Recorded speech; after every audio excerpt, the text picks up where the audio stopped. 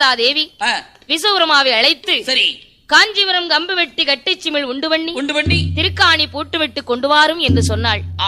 விஸ்வபிரமா காஞ்சிபுரம் கம்பு வெட்டி கட்டிச்சிமிழ் உண்டு பண்ணி திருக்காணி போட்டு விட்டு உமையவளிடத்திலே கொண்டு வந்து கொடுக்கிறார். சரி பார்வதி பார்த்தாள். அந்த சின்ன சிமிழுக்குள்ள ஒரு சிற்றெரும்பை பிடித்து அடைத்து தன் கட்டியிருந்த சேலை தலைப்பிலே முந்தானிகளை முடிந்து எங்களுக்குள்ளே சொருகிவிட்டார். எக்களுக்குள் சொருகிக் கொண்டு பகவான் படிகளுக்கு போன திசையை நோக்கி அமர்ந்திருக்கிறார். இன்றைக்குமே அப்படி அமர மாட்டார்.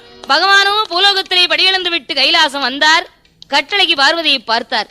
பெண்ணே பார்வதி, என்ன இது ஒரு நாளும் இல்லாத திருநாளாக இருக்கிறாய்? அதானே கோலமாக இருக்கிறது. படிகளுக்கு போன திசையை நோக்கி பாதங்களை நீட்டி அமர்ந்திருக்க மாட்டாயே? அதானே தலைவரி கோலமாக இருக்க மாட்டாயே? என்னம்மா நடந்த விஷயம் என்று கேட்டார். சரி உடனே பார்வதி, பகவானே, என்ன இன்று மக்களுக்கு பட்டினி இல்லாமல் படியிழந்து வந்திருக்கிறீர்களா? ஆமாம்மா, என்னிடத்திலே 2 ஜீவன்கள் பட்டினியாக இருக்கிறது என்று சொன்ன உடனே பகவான், பார்வதி, 2 ஜீவன்கள் பட்டினியாக இருக்கிறது என்கிறாயே, என்கிற ஜீவனை எங்கே பார்க்கலாம்?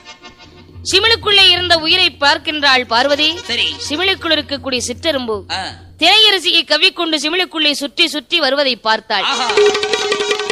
பகவானுடைய பாதத்திலே விழுந்து, பகவானே, தெரிந்தும் தெரியாமல் அறிந்தும் அறியாமல் அடியாள் இப்படிப்பட்ட குற்றத்தை செய்துவிட்டேன். அப்படியா பார்வதி? சிறியாள் செய்த குற்றத்தை மன்னிக்க வேண்டும் என்று பகவானுடைய பாதத்திலே விழுந்தாள். சரி உடனே பகவான், பெண்ணே பார்வதி,